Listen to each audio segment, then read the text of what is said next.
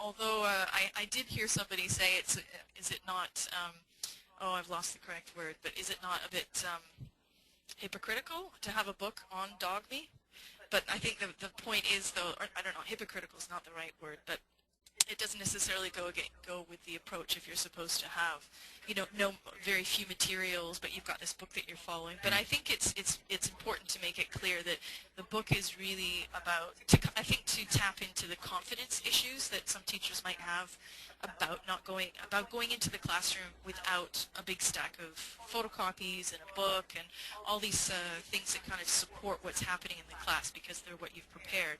And I think it's a bit of a leap of faith to do that for a lot of people. So I do think that the book gives you that enough suggestions and enough guidance to be able to take advantage of what happens in the class and have the confidence of being able to deal with it. Know that you're going to have enough imagination or creativity happen in the class so that you're not just saying, so what did you do last night? And we're going to bounce off that again.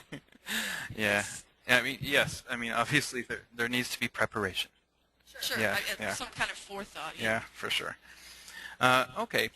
So there is a last section there, Part C, which I'm not highlighting with any specific color, but it does give a lot of different suggestions about different contexts that you can use dogme ELT in, such as if you're a non-native speaker as a teacher, or you're using a course book, or you're teaching young learners, and so on. And there's a lot of stuff at the end there that I'm not going to specifically talk about, but very useful stuff in the book. Yeah. So, on that note, let's try out a couple of activities. The first one is called the sound of silence. Okay, so you don't need to reach for published materials to generate vocabulary. Language is all around us, waiting to be tapped. In your classroom, you could open the windows or the door for this activity, which is a section, this activity is from section 1 on page 32, if you do already have the book.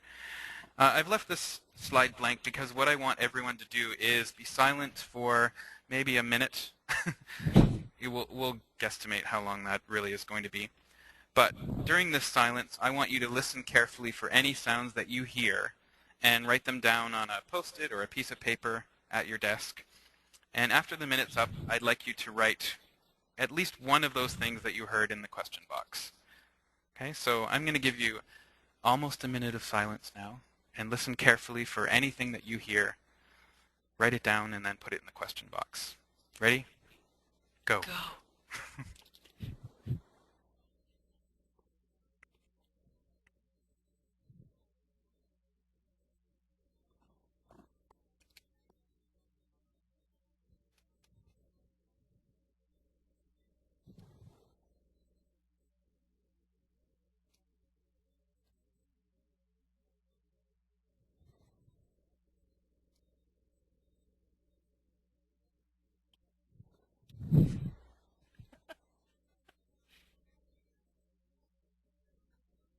Don't write Tanya laughing.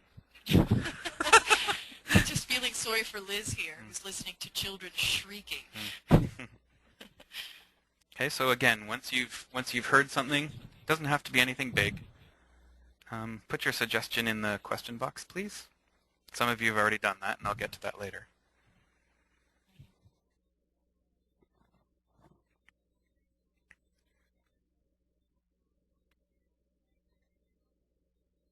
Okay, time's up. Okay, so I'm going to get to some of the suggestions you put in the question box in a little bit. But Tanya, what's something you heard? Radio. Radio.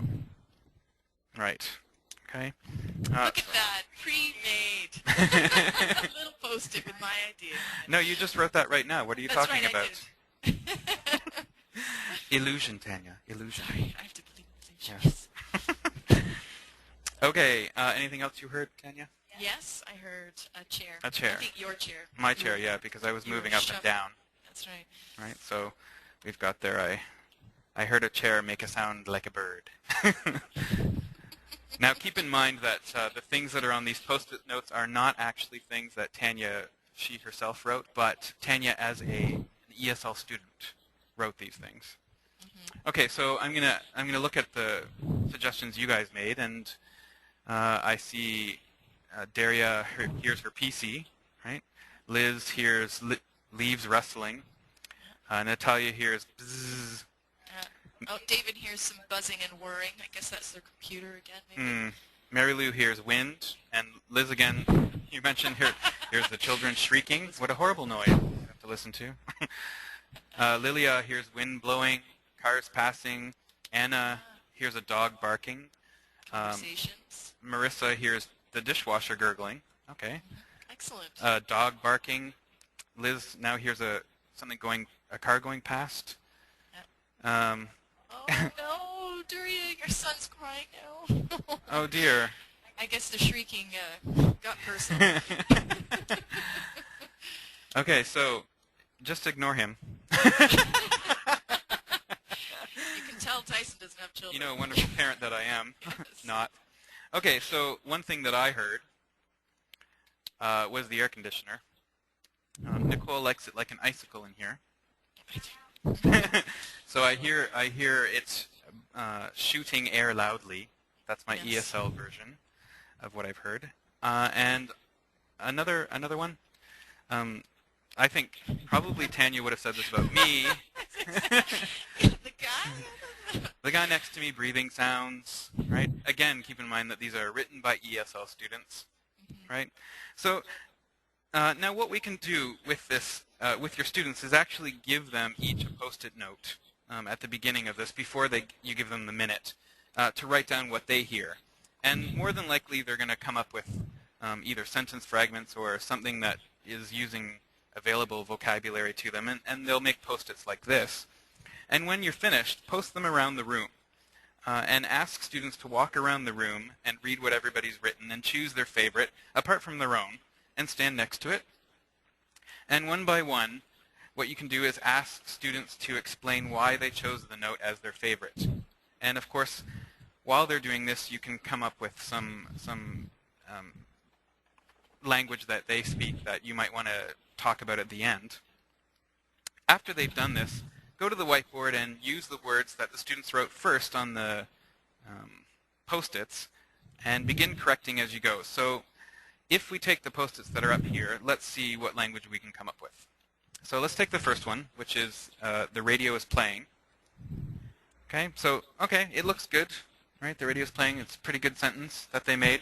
I think we can summarize by saying radios play music, right? And as far as the chair, I heard a chair make sound like a bird, right? What sound maybe would we use for chairs in this situation, do you think? Squeak? Maybe squeak? So yeah, sure. These chairs squeak. I mean, you have to be kind of careful because not all chairs squeak, No. right? But in this particular context, our chairs squeak when we go up and down, That's right. right? So you have to be careful with that one. Oh, groan. I like that. I was thinking of chairs that make those really embarrassing farting noise when you sit down on them. You know, what is that? That's a... No, it's not me. That's a chairs. pillow. It's a fart pillow or something, isn't it? No, like chairs that Oh. actually embarrass you. Yeah, okay. All right. Aircon shoots air loudly. I think we can probably all agree that it doesn't really shoot air loudly. More often, air conditioners blow air, right? Or blow air loudly, right?